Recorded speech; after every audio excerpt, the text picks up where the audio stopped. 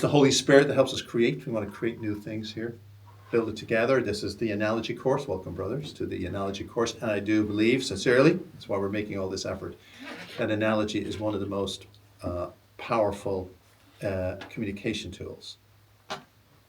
So I also want to remind people that are watching us on YouTube that they are more than welcome to collaborate and to send in comments. We had a very nice comment from somebody at the last class, and this is what she said. It's mega casual. I sort of felt like Hagrid was taking a similar role as Joseph was to Jesus. That Dumbledore said he would trust Hagrid with his own life, and that was significant to me.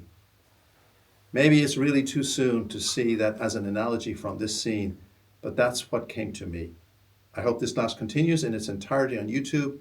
This is extremely insightful in bringing us closer to Jesus and helps us understand the big picture of the Gospels through the use of analogy. Right? So people that are watching us on YouTube definitely also can help us with their comments and can contribute. Okay, there is one thing I want to go over, and it really occurred to me in the last class. And as I say, this science of analogy, we're sort of building it together because I really don't think, I've never found a book or anything on it. You know, we're trying to figure out the inner workings of analogy as a communication tool. And I think if we go over here, if we remember the last time we were saying that what occurred to me is I was playing around an analogy, trying to figure out how it worked. And I come up with this idea, like Cheshire, like our seminary, is like an eagle. Well, that is meaningless, right? I mean, I thought that was the end of it. I was sort of getting ready to give up. When then I had the idea that, you got to pick the moment. You got to pick the moment. And what occurred to me immediately was the moment an eagle starts to flap its dusty wings. And so the next thing I'm going to say may complicate things for you, but don't worry. Later on in the course, you'll see that this is very, very, very useful. It's not just a moment. It's a moment in the story. It's a moment in the story. What do I mean by that? Think about it for a second. If we say an eagle, in the moment it starts to flap its dusty wings, there's a story right there. So the eagle, why are the wings dusty? Why wasn't he flying? Why is it a big deal that the eagle is taking off? Was there a decision there? What was the decision? What was the crisis? Where's he going? Do you see how suddenly I can build in a massive, again, a little bit what I call them here are epic analogies. You can build a whole epic analogy. I tested on my doctorate last year. I built a whole epic analogy around a detective thinking, a detective story, and had so much fun and was able to unpack and unpack and unpack. But that's the key. It's the moment of a story. Now, here's the thing. Keep it simple. If you're sitting there having a cup of coffee and you are working an analogy and you get a great moment and the story thing confuses you, don't worry about it. Keep going. Don't worry about it. But you'll see later, it allows like more little levers. It allows you to hone your analogy. Think about like a phone, right? You have an awful lot more, buttons that you can press and turn and twist. But the most important things are the basics.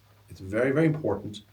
Or what seems to me that an important part of an analogy is put two things together that are weird. It's got to be weird. If analogy is not weird, it's not going to work. And then you find the moment. That's what we're doing in this course. In this course, what we're doing is we are putting together our seminary here with Hogwarts. I mean, that's about as crazy as it gets, right? We're probably the first people in the world to even think about it. And now we're going to do a whole 25 classes on it. And also, it's not just our seminary here, but also our high school seminary in Rolling Prairie, Indiana. What analogies could we build? Could we build an epic analogy between those two? So with that then, let's move on. The structure of the class is normally we start out with a little explanation of analogy. Each time we'll explain a little bit more. We'll unpack it. Again, we're building this together. I don't have it all figured out, but I do know enough to know we're onto something here very interesting. The second part, we'll watch a clip from the first movie of Harry Potter, we'll do it in order, sequence. We'll watch it. I know some of you, I think it's very important that you read the chapter before. In case I forget to say it, the next one will obviously be the third chapter. And then we start commenting. And we start taking it from there, and we see where it goes. If somebody has a burning question, anytime when you're making the comments, you can always stop and say, I have a question, there's something I don't understand. Go ahead, brother. Father, I just have a question regarding the definition of an analogy. What is the main difference between an analogy and a metaphor? That's very interesting. Here's what I did in the doctorate, because that was a big question in the doctorate, because I was going to unpack the analogy of a detective, how a detective thinks, and that's the way we need to learn to think, right? Like a detective does, and a detective assumes there's a reality to be found. So the way I did it in the doctorate is I said, for the purposes of this doctorate, analogy and metaphor are the same. Because they really do use them, and that's what confuses everybody. If you go and look it up in the dictionary, you'll see that it's not clear, because they're the same. However, I think, maybe for the purposes of this class, they're the same. But I think there's a little difference here. When we normally use the word analogy, although we often use the word metaphor, right? I could have said in my doctorate, I use the metaphor of the analogy, of the detective. When we use the word analogy, it's more a story. Metaphor tends to be more a picture, right? A picture, an image, let's put it that way. It tends to be that. When you think of metaphor, you tend to think of an image. And one day I was with a priest, Father Owen Kearns, and I said to him, give me any image and I'll turn it into a story. Because we were talking about metaphor and analogy. And he said, okay, my love is like a red, red rose. It's an image, it's a song, an Irish song, right? Very famous Irish song. Turn that image into a story. I go, Father Owen, that's so easy. My love used to be like a red, red rose. Do you see what happened? See suddenly what changed? What happened? Where is she now? See the point? So I think a lot of images you can turn into stories. So when we talk about analogy here, we're talking about really story analogies. Analogy can become a story. And you're going to see later with the theory how far we can go with that. So, Father, what about the difference between an analogy and an allegory? I'm not an expert at that. What pops into my mind right now is allegory is more, and maybe some of you can help me a little bit on this. Allegory is different. Allegory is more where different figures represent something, right? Am I saying that right? Does anybody want to help me here a little bit? It's not as precise. Analogy is incredibly precise. And I think that's why they brought in allegory, right? Analogy really has to be precise. If we say that Hogwarts, Cheshire's like Hogwarts, you've got to show that there is a similarity.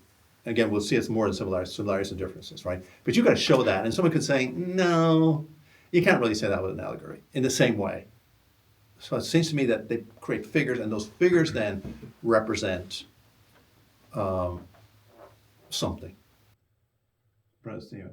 In the Oxford Dictionary, it says allegory is a story, poem, or picture which can be interpreted to reveal a hidden message, typically a moral or political one. Correct. But see, there it's a little on the vague side, because analogy too. You see, analogy does that as well. Analogy does that as well, and metaphor does that as well. Anybody want to comment on that? Maybe the allegory is kind of symbolism from something beyond. Correct. Maybe an allegory tends also to be more fantastic, not very real, not so real as we're used to use analogies in daily life to represent real things, real situations.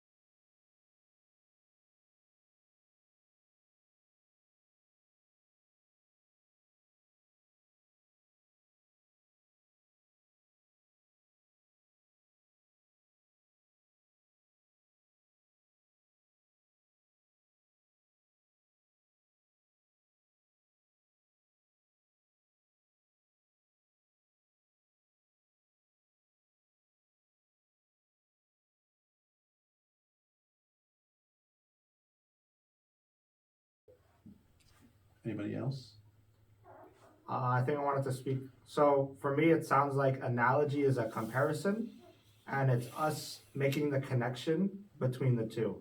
So we're looking at the life of Christ, and we're looking at Harry Potter, and we're connecting them in this class. Yes. That's analogy. And then what a metaphor is, it's kind of like Lord of the Rings. He kind of gives us the work of Lord of the Rings, but there's nothing behind it that we can see at a first glance. So it's kind of like that, diving deeper into something more. Yeah, that's very interesting. I think that's very, very interesting, and something really worth thinking about, because if we can, as priests, know allegory, symbols, analogy, even if we don't have a real precise definition, but we sort of get a sense of the tool, imagine how it can enrich our communication. Okay, does anything else? I think what we'll do then, let's move on now to the clip for today, which corresponds, I believe, to chapter 2, book 1, right? Yeah. Again, just to explain, why look at a clip? Why not read the chapter? Because even though the book is better, it's richer. Now, the movie's better from a certain point of view, right?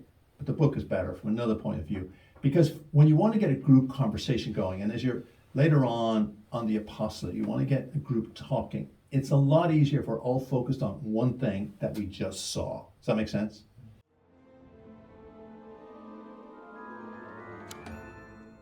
Up! Get up! Now!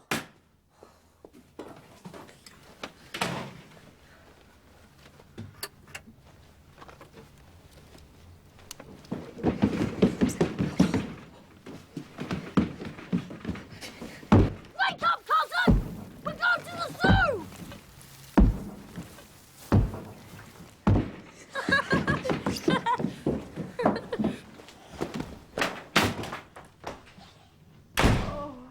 Here he comes, the birthday boy. Happy birthday, son.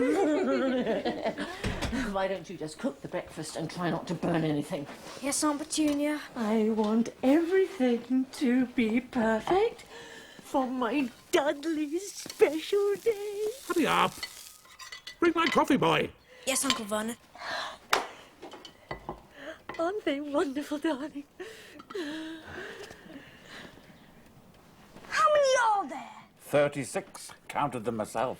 36! But last year I had 37! Yes, well, some of them are quite a bit bigger than last year. I don't care how big they are! No. This is what we're going to do. Is that when we go out, we're going to buy you 2 new presents. How's that, Pumpkin?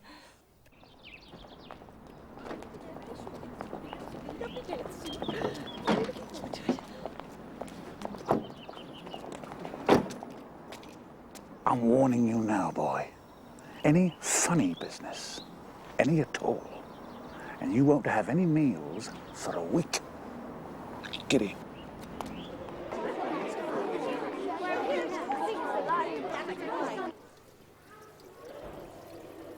Make it move!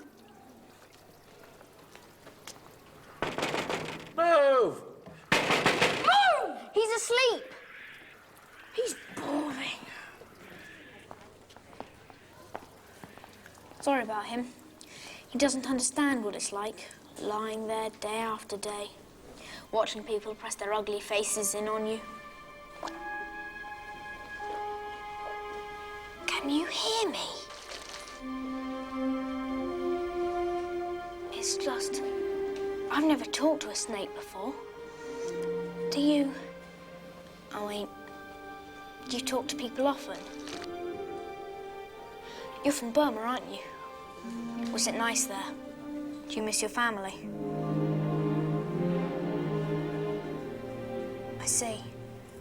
But that's me as well. I never knew my parents either. Mummy! Dad, come here! You won't believe what this snake is doing!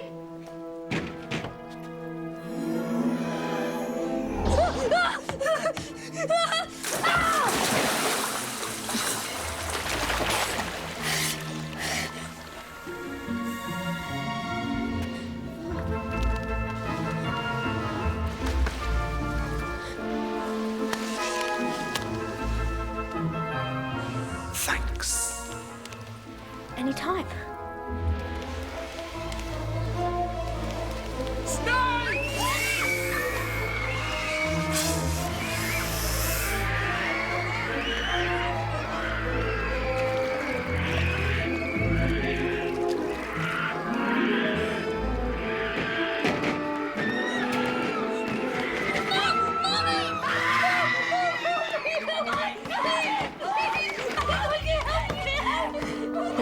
How did you get in there, please? Is there a shit? Is there a shit?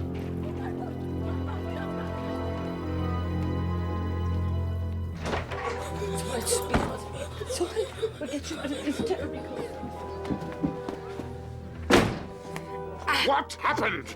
I swear I don't know. 1 minute the glass was there and then it was gone. It was like magic.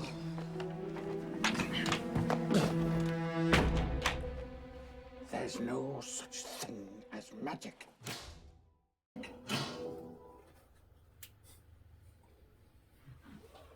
Okay, so again, I think the most important, or the best method to use right now is anything that occurs to you. Just what you saw.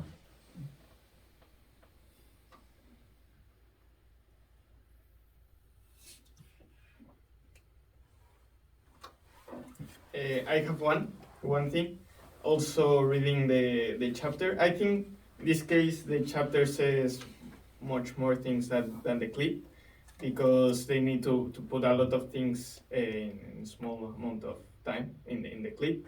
But in the chapter, I want to highlight a paragraph that was like really striking for me. And just to say that I saw a lot of not identity problems, but how Harry is seeking like his own identity, right? So in what part of the chapter he says, the only thing Harry liked about his own appearance was a very thin scar on his forehead that was shaped like a bolt of lightning. So I was thinking how, and it's actually the first image that we see in the clip, like the book says that it was the only thing that he liked about his own appearance, right? And I was thinking about, a scar. Like no one likes scars. Like we have a lot of things to don't have scars and those things nowadays. But in the book says like, okay, Harry was the only thing that he liked about his own appearance. And I was thinking like, why? A scar is ugly. But, in this case, the scar was the only thing that he had of his story, the only thing that he has of his parents, the only real thing in his life, right? His identity is that scar.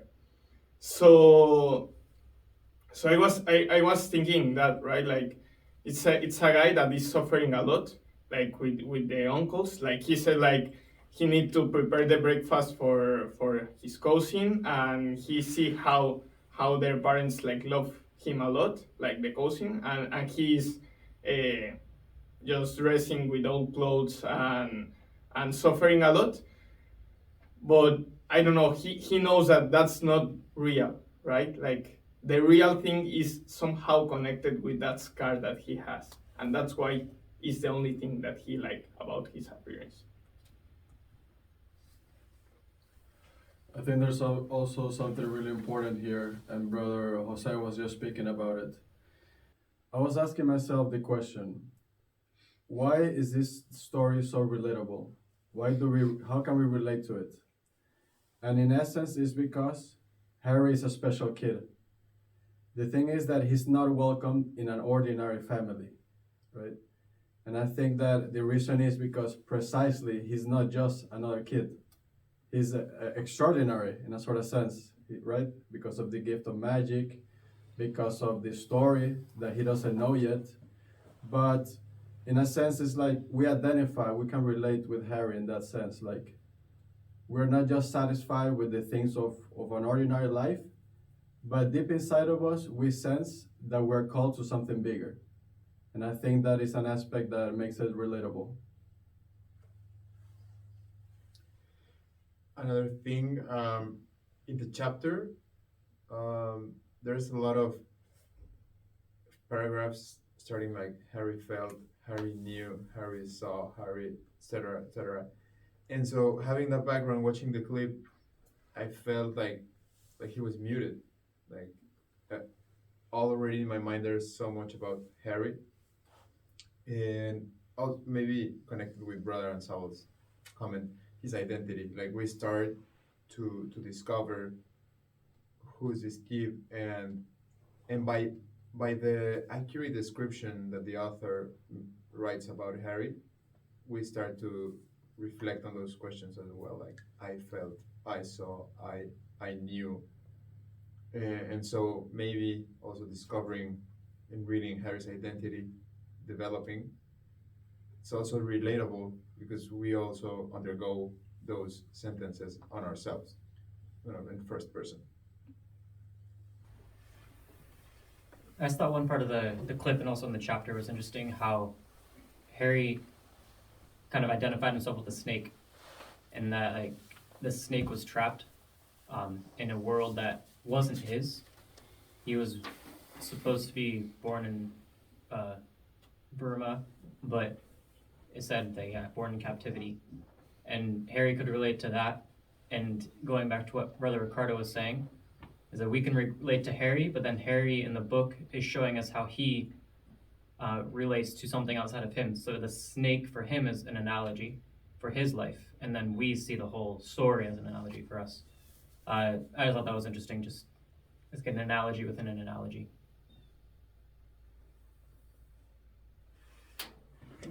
Other thing related with this chapter is, for me, it's very important in this moment of Harry, because he's starting to make a lot of questions for himself. Questions about his scare, when I get this scare. Even in the chapter, he was asking to his aunt, but in a lot of times, she was avoiding these questions. But why? This is my question. Because sometimes we have in our lives, in this case Harry, he has a lot of questions about his life, about his beginning, about his family, a lot of questions. But in this moment, he doesn't find the answers. But according to this perspective, his aunt has other perspective. Because according to her, the rule of the house, even in the chapter said, don't ask questions. That was the first rule for a quiet life with the Dorothy's. That's it. Even sometimes the world, we have this perspective. Don't ask.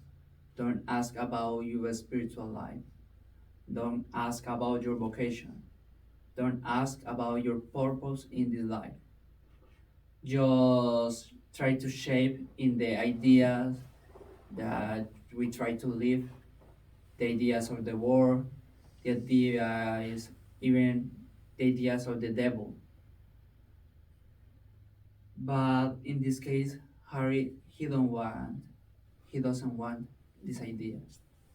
He wants the real purpose of his life. Even this is also like a motivation of encourage, because sometimes we have our spiritual questions, but we don't want the answer. But the answer is really important, because the answers show our beginning and also our goal. Like Harry tried to do. Right now, I'd like to relate the scar to our Catholic faith, especially because what the scar signifies. It signifies that he was supposed to die, right? Like we are also supposed to die because of sin, right? But Jesus came into the world, became man, and died for our sins. So the scar is kind of a reminder of what Harry is. Harry is a sinner, but he's also redeemed. And I think this is the point where Harry starts to understand his redemption, you could say. because he's discovering who he is. He's discovering what is his talent.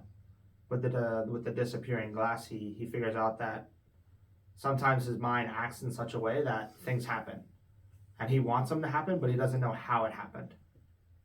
And it's kind of like us as well. We have these talents inside of us, and sometimes we use it very well, but sometimes we don't actually know, like, how did I use that? Like, how did I do such a great job at maybe leading a team, at helping people understand the faith a little bit better? And it's coming to understand, one, ourselves, but also the significance of our scars. Because in the catechism, it talks about temptations, and it also talks about using the temptations to bounce back up to God. And in this sense, Harry's using his temptations or his scars to make himself better, right? He sees his scar as himself. And he's using that to say, okay, this is what I have, but how can I actually use that to the best of my ability? So I really like this clip, especially because he in the movie they alluded to Slytherin, the House of Slytherin. The place is called Snake House, and as he's walking in, you see a bunch of green people walking out, like green school kids, and it kind of like alludes that Harry could be in the House of Slytherin, which obviously in future chapters he doesn't want. And he starts to realize that little by little of what he's called to do. He's not called to go to Slytherin. He doesn't know why. He has that like inside feeling of like, I'm not called for that. But it all starts with this kind of realization of who he is. Something that I want to say is, who is Harry Potter? I mean, we already know that he's a magician, that his parents were special, that he's special, but let's just imagine that we don't know anything about Harry Potter. So who is this guy? And how is this guy so special for us? J.K. Rowling is portraying something of Harry's life, which is suffering. Harry is suffering because he's special, but he doesn't know that he's special. And the people around him know that he's special, but they don't want to show him that he's special. And because of that, Harry is suffering. And he's suffering a lot. The movie portrays something, but the book is more deeper. No gifts for his birthday. He was just ignored. He was beaten by this chubby guy every day.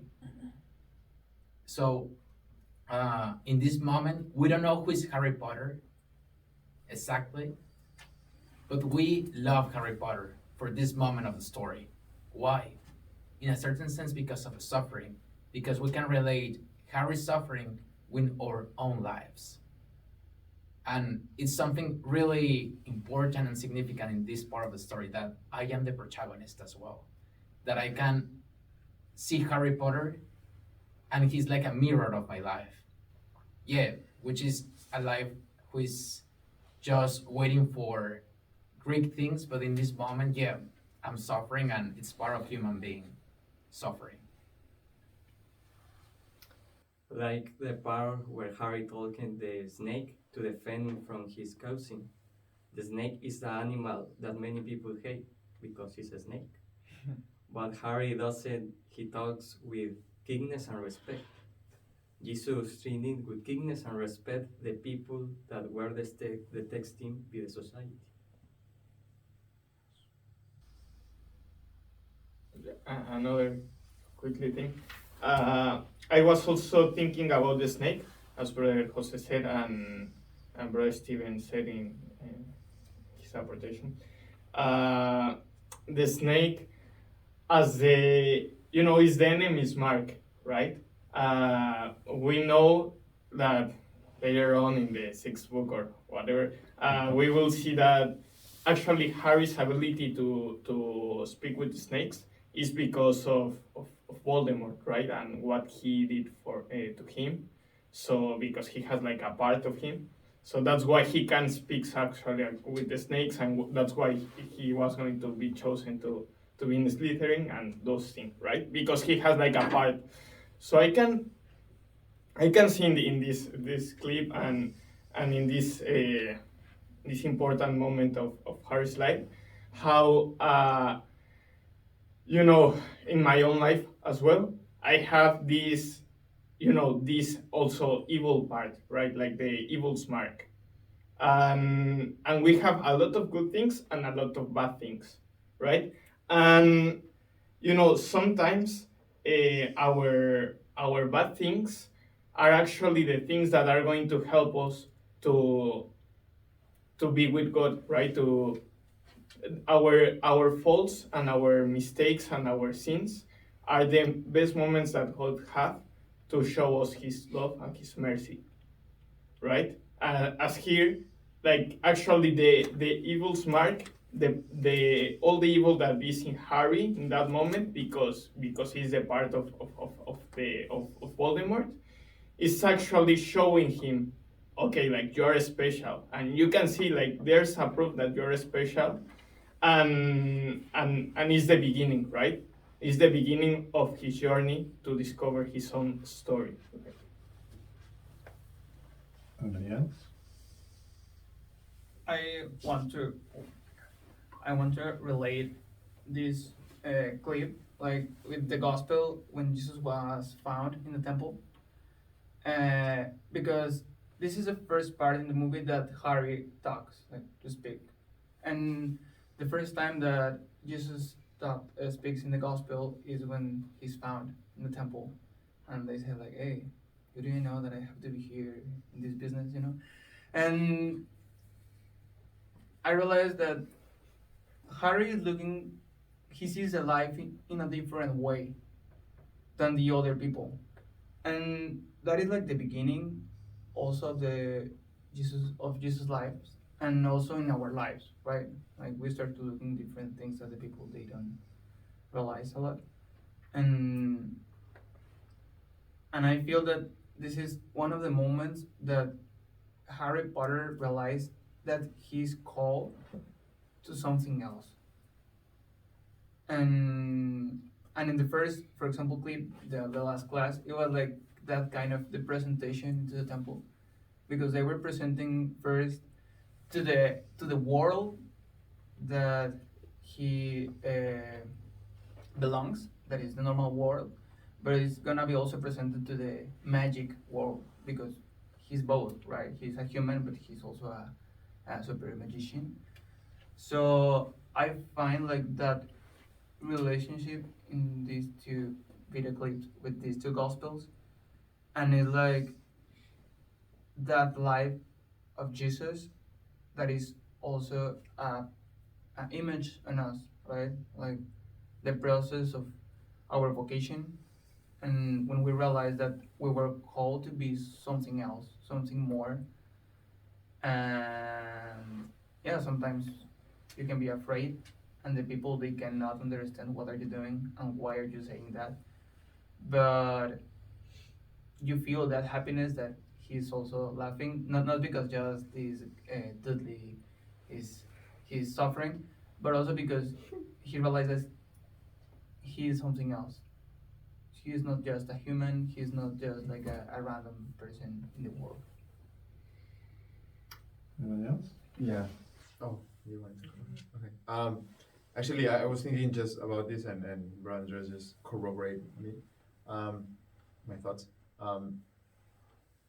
That so Dudley is looking at the snake, and he's like, "Oh, it's boring, and it's not doing anything." And Harry is having a different relationship with the snake, like because it's different.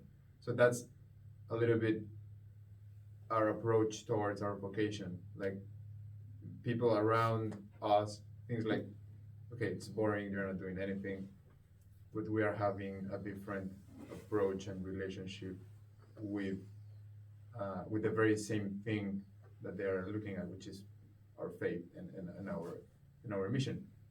And so and that's the first encounter that we all have with our vocation. People around us were just normal, relating to our faith, and we were thinking or feeling something different about the same thing, and that's what leads us to ask ourselves, okay, like maybe there's something in here, maybe there's something different for me. Anybody else? Need some wisdom from Spain? You know? Oh, that'd be nice. Oh, waiting. I'll give you some time. It's coming. It's coming. So I want to take a different look in a particular part of the scene. Is where, well, first of all, you know, the movie's creating a really good like underdog story for Harry. You know, like we all love underdogs. So I really like the way that just the way the movie's portraying that already is very nice and is very motivating, because we just want like the best for Harry. Like, you know, his household is not the best and he lives in a cupboard. We just want the best for Harry. You know? And it's also, so the point I wanted to see was when he starts talking to the snake. You know, Harry sees in that moment that he has an ability that no one else has. And he was given the opportunity to use it in a way, you know, well, for him it was in his passions of, you know, he's been being bullied by Dudley, by his uncles and by his aunt and uncle. And so out of that fury, out of that passion, you know, he creates a dangerous environment with his ability. Although it was just, for the movie, it was just the sake of getting back at Dudley. But kind of seeing it in a bigger respect, and how we're saying how we all have, you know, bad and good inside of us, which is our free will that helps us to act according to God's will. And even though we want, you know, to free ourselves from a current situation, sometimes we can be blind to the consequences that it has on other people. I think that was also like just kind of what I got from that scene with the disappearing glass, of this how, yes, we want to seek God's will, but we also have to be aware of our surroundings and how that affects other people, because we want to get to heaven, but not on our own. We need other people. And right now, Harry is just saying that, like for him to get out of the situation, it's also, he doesn't know how that happened, but he knows that if he wants to have a better life, he can't keep hurting Dudley. And so that was just something I wanted to point out.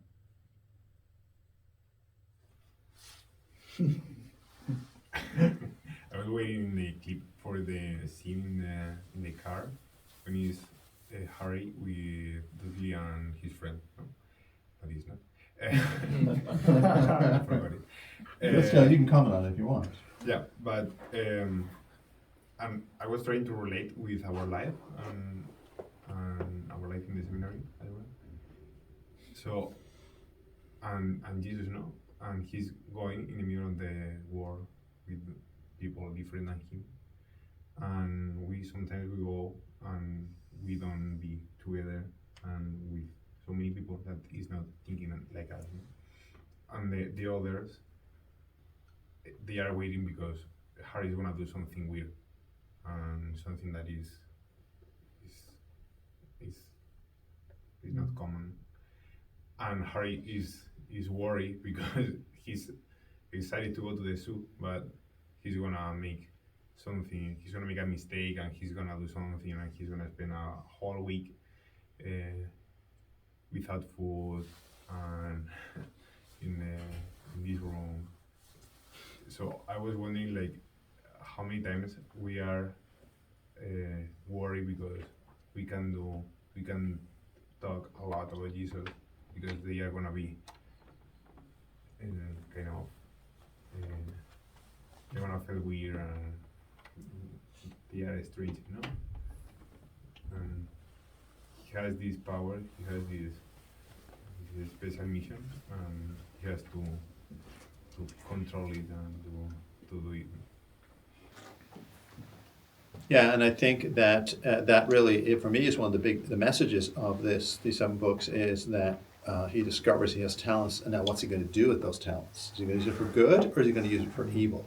And I think it's very precise here. She really is good when it comes to the mind of an adolescent. This is very often, I think, if you think about yourself when you're at this age, you discover you have a talent. You're good at something, better than those around you. Now, those around you are better at something than you are, right? But this is an experience everybody in the world has. Boy, I suddenly realized, well, I can do this a little better than everybody else, whatever that little thing is. Sports or whatever, right? studies a certain subject. And then it moves on to the question, do I use it for good? Or do I use it for myself and to control others? I think that's one of the big themes in this book. The last thing I'll say too is that it helps me understand, how does an author like this write so brilliantly? What tricks, not a trick, but what does she use? You remember when he's in the kitchen? It seems to me that she's remembering Cinderella. And by bringing the Cinderella story into her mind, it now gives her lots of details, you see? Again, someone said very eloquently, analogy within analogy, right? It seems he's like he's a Cinderella. So she goes, okay, I'm going to apply this Cinderella story right now to this scene. Well, look, thank you very much. Great contributions, brothers. And I have really enjoyed it. It's certainly much easier for me to sit here and listen to all of you talking than for me to talk all the time. But, and also those that are listening to our video, you can also participate by helping us, by sending us your contributions in the comment section. So thank you very much.